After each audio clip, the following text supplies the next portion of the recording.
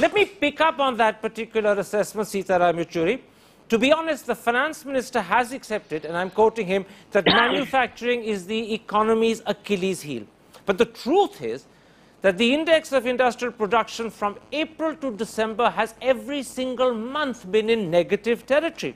And Pranab Sen, the former chief statistician, has actually gone on record to say, and I'm quoting him again, it's difficult to say when there will be any recovery on the manufacturing side.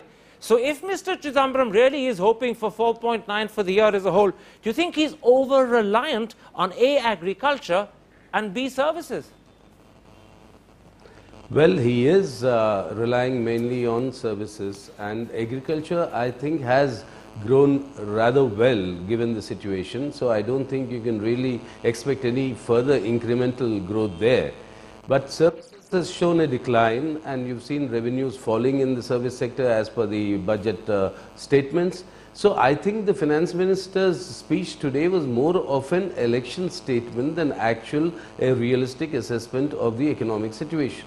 And I do not think it's possible to have a 5.2, 5.3 growth rate in the last quarter because A, as you said, manufacturing industrial production is down, and number two, even if investments were to come in, what is required as an impetus for growth is actually a growing domestic demand. Okay. Instead, you have the domestic demand shrinking, and this is clear that it is going to shrink further given these interim budget proposals, because we'll come to the fiscal deficit later, as you said, but it is something that you have seen a contraction of the economy which is taking place further. So rather than seeing a 5.2 to 5.3 growth rate in the last quarter, I think it will be very, very delighted. I would be very delighted if we at least continue with the current pace of about 4.6 or 4.9, because I think beyond that it will be very unrealistic to expect.